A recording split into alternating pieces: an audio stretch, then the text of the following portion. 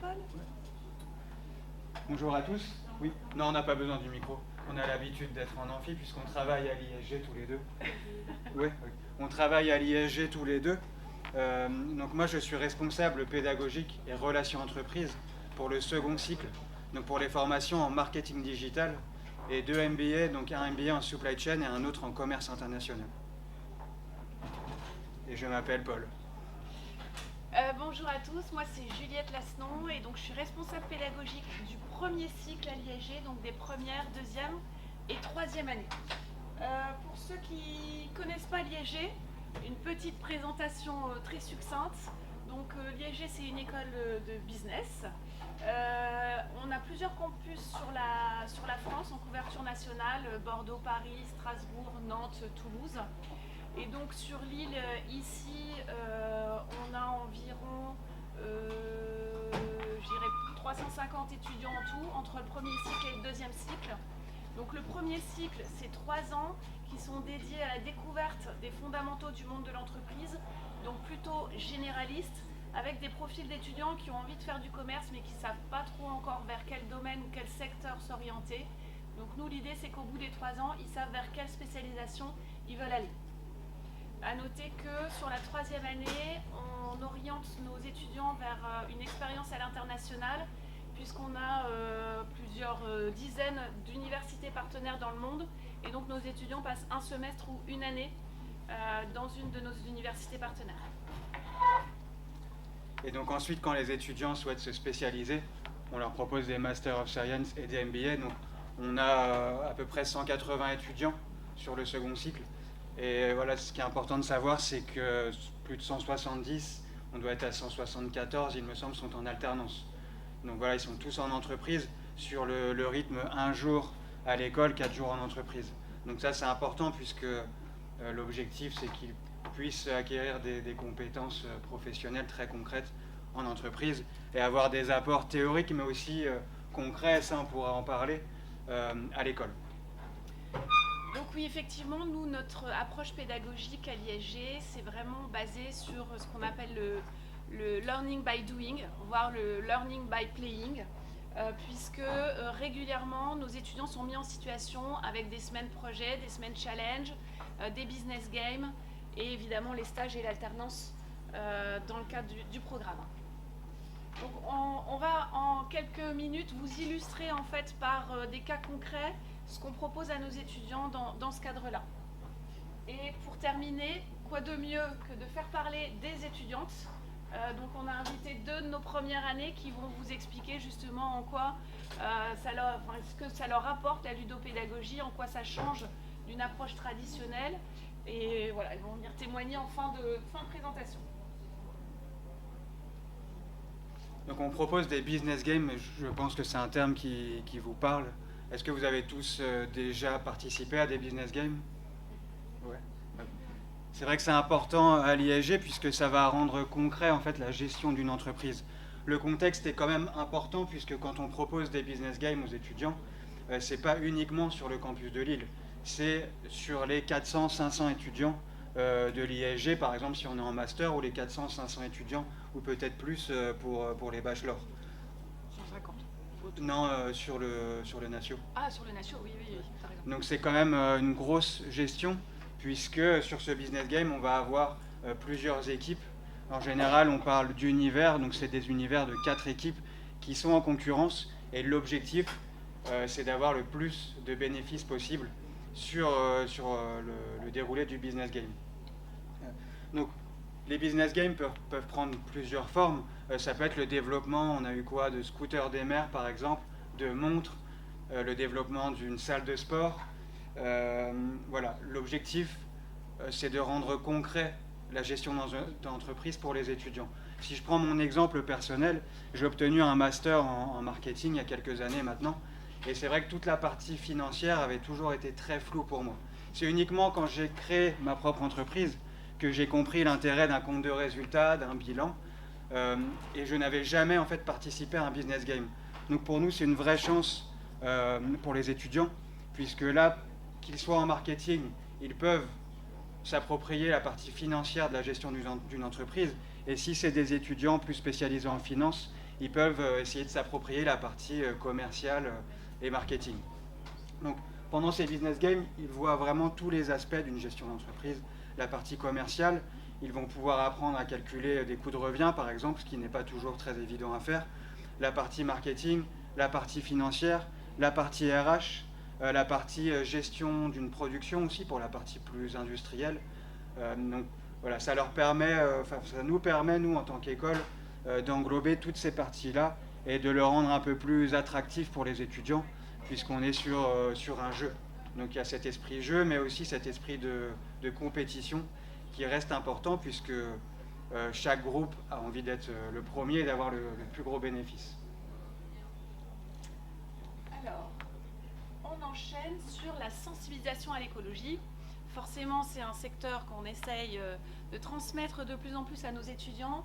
Et donc cette année, en partenariat avec une application qui s'appelle Énergique, donc dans le cadre d'un challenge organisé par la MEL, on a donné à nos étudiants 3 semaines, donc challenge avec d'autres écoles du coin. Donc il me semble qu'il y avait l'ASKEMA, l'EDEC, l'ISTC, l'ICAM, voilà. Donc pendant 3 semaines, ils ont chacun donc l'application, donc tous les jours, donc il y a ce côté récurrent, avec des missions solo, des petits défis, des missions collectives, genre organiser un petit déjeuner 0 déchet, et donc tout ça se fait via l'application, et tous les jours ils ont un score. Donc on est vraiment dans le challenge, dans la compète. Donc je vous ai mis la petite photo de Carla, qui est une de nos premières années qui a participé et qui a remporté le challenge individuel sur les 3 semaines. Et elle a vraiment en fait adoré découvrir, parce qu'elle a appris et tout en jouant et avec ces petits défis. Au niveau collectif, on est arrivé 2e malheureusement à 50 points, mais bon, en tout cas, il y a eu vraiment les 50 étudiants de nos premières années se sont vraiment transcendés sur les 3 semaines et ont vraiment joué le jeu, c'est le cas de le dire, sachant qu'au mois d'octobre, on va leur reproposer le challenge, où nous, en fait, en tant que ISG, on était école ambassadrice, et donc sur 3 mois, octobre, novembre, décembre, on va devoir engager un maximum d'autres écoles, donc notamment sur le campus, à rentrer dans le challenge. Voilà, je ne sais pas si vous avez des questions sur Énergique. En tout cas, je vous invite à regarder ce que c'est que cette application, mais c'est vraiment une sensibilisation à l'écologie par le jeu, et c'est très bien fait. Voilà. Certains de nos intervenants utilisent aussi la ludopédagogie pour leurs cours. On a un intervenant que vous connaissez peut-être, Simon Keller, qui est un des organisateurs de Ludinor, en fait, qui intervient avec nous sur le second cycle et le premier cycle aussi. Ouais. Et pour ceux qui le connaissent, il adore le jeu, donc il partage cette passion avec les étudiants, mais il fait toujours en sorte en fait de leur permettre d'apprendre des nouvelles compétences. Cette année, par exemple, avec les masters en project management, il a utilisé le jeu Overcooked, donc il est venu avec 4 manettes Switch, et les étudiants avaient la possibilité de jouer par 4 à ce jeu. Alors l'objectif, en fait, c'est de faire de la bonne cuisine, mais il y a toujours des problématiques qui arrivent. Donc on a le niveau 1 qui est assez simple, et ensuite les étudiants, une fois qu'ils ont fini le niveau 1, on passe à un autre groupe d'étudiants, mais les groupes qui sont déjà passés doivent réfléchir à une nouvelle stratégie, ou à une stratégie qui va être efficace pour réussir le niveau 2. Sauf ce qu'ils ne savent pas, c'est que quand le niveau 2 arrive, il y a des nouvelles problématiques. Donc en fait, ils doivent réussir à s'adapter rapidement pour gagner un maximum de points. Donc l'objectif, c'est de créer une cohésion d'équipe, d'apprendre les étudiants à manager et à sortir des nouvelles solutions quand ils sont complètement sous l'eau. Est-ce que vous connaissiez ce jeu? Moi, je ne connaissais pas du tout avant que Simon m'explique le jeu. Ça a l'air sympa. Moi, j'ai ma fille de 10 ans qui joue. Ouais. Alors, autre illustration, là, on est dans le cadre de la démarche entrepreneuriale. On propose à nos étudiants en première et en 3e année des semaines challenge qu'on appelle DigiBiz. Donc là, on travaille en partenariat avec une plateforme qui s'appelle Agorize. Est-ce que certains de vous connaissent? Donc Agorize, c'est une plateforme digitale Le concept est assez malin, c'est que les entreprises ont des problématiques, nos étudiants ont plein d'idées. Et donc on rassemble finalement ce petit monde autour de problématiques. Donc nous, tous les ans, on a donc notre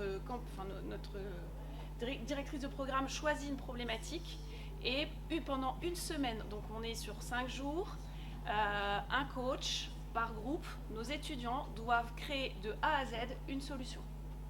Donc en gros, c'est 5 jours pour créer une solution. En tout cas, donc ils doivent apporter un support, pitcher.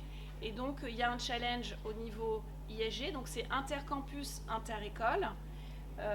Et donc pour la petite illustration, ça fait 2 années consécutives que les équipes de l'ISG remportent, en tout cas sont sur le podium.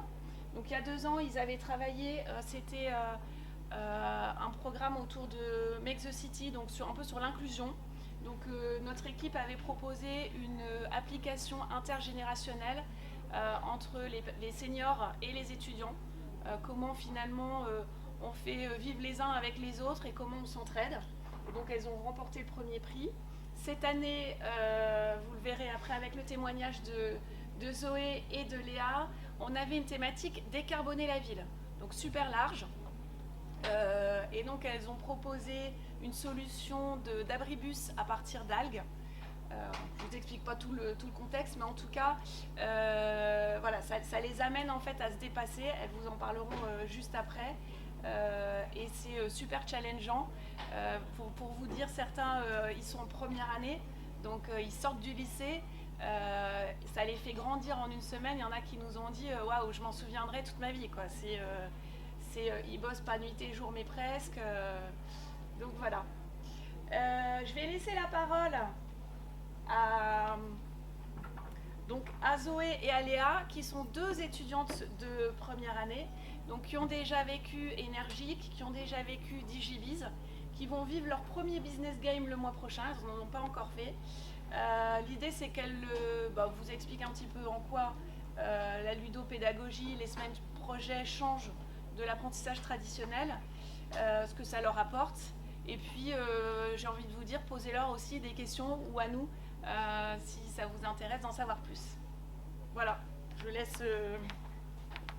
Bonjour à tous, donc moi c'est Zoé. Et moi c'est Léa. Voilà, donc on a gagné, on a été finaliste du petit projet avec Agorize. C'était un gros projet quand même.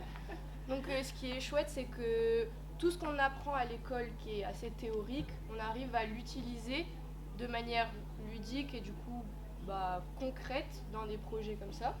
Donc ça c'est déjà cool.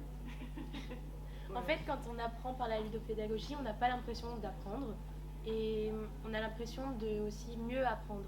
C'est une autre forme d'apprentissage. Parce que c'est nous qui allons vraiment chercher les informations, donc on retient plus quand on a envie de faire quelque chose que quand on est obligé de le faire. Donc voilà. Ensuite, c'est challengeant parce que forcément on est en compétition avec d'autres groupes d'élèves, donc on a toujours envie d'aller plus loin et de montrer un projet encore plus beau, ce qui nous a permis du coup d'avoir quand même la 2e place parce que c'est quand même chouette. On est en première année, donc à 18 ans, aller à Paris pour défendre un projet, je pense que c'est quand même plutôt chouette. Ouais. Je sais pas si vous avez des petites questions. Est-ce que dans la salle il y a des questions? J'ai une question. Ça représente combien dans votre cursus pédagogique le temps passé à des jeux et à des activités comme ça par rapport à des activités plus Je dirais à peu près un tiers. En gros, chaque promo a une semaine projet ou un business game toutes les 4 semaines, à peu près. Donc là, par exemple, nos 2e années, cette semaine, ils sont en semaine projet innovation et créativité. Et donc c'est pour ça qu'ils sont rattachés aujourd'hui sur le salon. On les fait découvrir justement une autre manière aussi d'innover et d'aller chercher de la créativité. Après, je pense que c'est un tiers pour le premier cycle. Pour le premier cycle. En Master of Science MBA, c'est quand même moins fréquent parce qu'ils sont là une journée par semaine. Mais avec l'événement Ludinor, c'est vrai que ça m'a donné pas mal d'idées. Donc je pense que c'est des choses que je vais développer, mais c'est pas toujours évident parce que on est obligé de leur apporter quand même des connaissances très concrètes pour l'entreprise. Mais il y a encore des choses à développer, ça c'est certain. Oui. Est-ce que vous remportez l'adhésion de tous les étudiants ou il y a certaines résistances par rapport à des représentations? Alors moi pour la partie bachelor, j'identifie très peu de résistance. En règle générale, alors peut-être un petit peu au début, mais en général ils raccrochent tous. Par exemple pour le dernier Digibiz, en fait ça les déstabilise. La première journée est très déstabilisante pour eux parce que c'est l'inconnu, ils n'ont jamais fait, ils doivent travailler tout seuls, ils doivent eux-mêmes, ce que disait Zoé, ils doivent eux-mêmes aller chercher l'information, ils ne sont pas du tout habitués à travailler comme ça. Donc ils sont déstabilisés, des fois il y a même des pleurs, enfin voilà, ils sont déstabilisés, mais voilà, ils sont coachés, on les accompagne et ils rentrent vite dans le truc. Et en général, ils en sortent, enfin, moi je le vois, ils en sortent toujours hyper grandis au-delà de l'aspect apprentissage. Et donc la partie théorique liée à ce projet, c'est après et c'est aussi pendant ou... Alors on démarre en général par une partie théorique. D'accord. En leur donnant plutôt quelques aspects théoriques et les clés finalement pour aller faire les bonnes recherches. On ne fait pas à leur place, on leur donne plutôt le contexte pour qu'ils puissent aller chercher les bonnes infos. Et après, on les accompagne. Là, je pense que sur Digiviz, qu'est-ce que vous aviez fait pour aller chercher de la créativité? Les chapeaux de Bono, Ouais, je connaisse, le scamper. Voilà, on les accompagne avec des petites méthodes comme ça pour qu'ils se transcendent entre guillemets sur la partie créativité. Il y avait d'autres. Et on les met en situation en fait de pitcher devant les autres, de faire des faits miroirs. Voilà. Il y avait d'autres trucs. Non, je pense pas.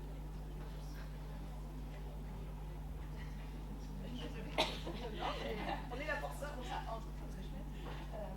du coup, on a rattrapé les 2 premières minutes.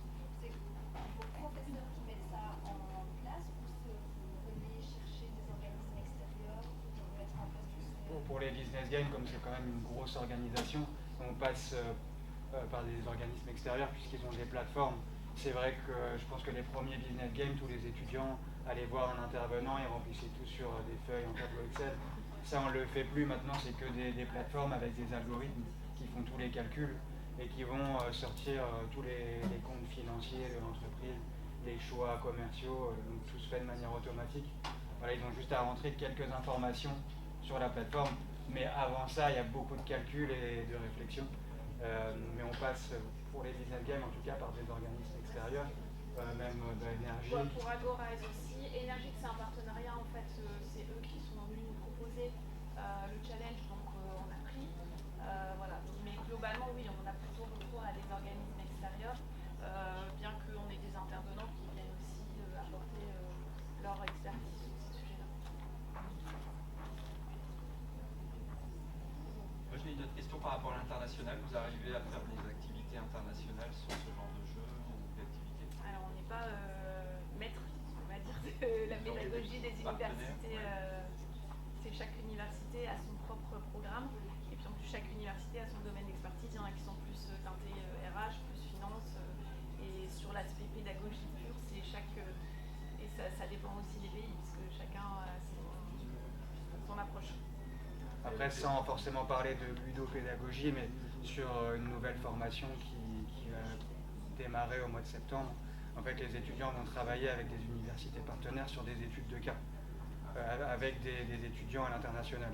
Mais ça ne sera pas sur un système de jeu, en tout cas pour le moment, mais c'est vrai qu'à l'avenir, c'est quelque chose qui pourra se faire, notamment via des business games ou des challenges comme Énergie, par exemple.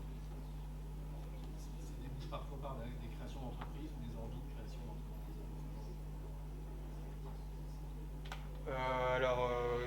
Oui, c'est sûr qu'il y en a eu. Après, de dire que les étudiants ont créé l'entreprise qu'ils ont souhaité créer pendant leurs études, ça je ne peux pas le garantir, mais par contre des envies de création, ça c'est certain, que ça arrive assez régulièrement. Après, sur le cycle 2, souvent les étudiants qu'on accueille, certains ont déjà cette idée, j'en ai rencontré un hier qui sait pertinemment qu'après son MBA, il va créer son entreprise. Mais c'est certain que oui, certains, ça leur donne envie et peut-être que ça les rassure en fait d'avoir ce type de projet avec zéro risque, de se lancer sur un projet sans risque et de se dire en fait je peux peut-être y arriver. Après, cette année, on a un programme entrepreneuriat où, dans le cadre qui est un peu proposé comme un format incubateur un peu, donc ils viennent déjà avec un projet et ils ont des modules par semaine et on intègre aussi pas mal la ludopédagogie. Ils ont fait par exemple l'entrepreneuriat durable et responsable avec Ophélie Poignon. Vous pourrez voir, pour être à côté, ils ont fait un atelier d'automne et ils ont fait aussi un jeu pour leur permettre justement de structurer leur pitch autour d'un modèle RSE. Question peut-être plus pour les étudiants. Est-ce qu'à l'issue des business games, vous avez davantage de précision ou une meilleure vision de votre projet professionnel? Est-ce que ça l'a affiné? Et également des compétences que vous avez, une meilleure connaissance de vous? Oui, bien sûr. Ça développe des choses en nous, j'ai envie de dire, parce que c'est vrai, quand on arrive là, on est en études supérieures, on se connaît pas trop. Déjà, on apprend à se connaître entre nous. Déjà, c'est une bonne chose. Et bien sûr, moi, j'ai appris que j'adorais gérer des projets, gérer une équipe. Après, je sais pas encore ce que je vais faire après, mais oui, ça développe forcément des choses à travers le projet. On apprend beaucoup plus et beaucoup plus vite.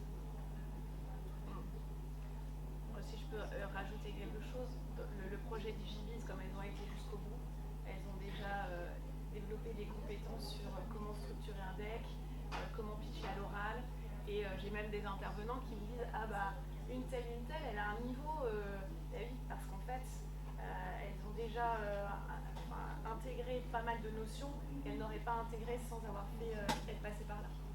Elles révèlent peut-être mieux leur propre talent. Ouais. Voilà, je suis vraiment là-dedans. Ouais.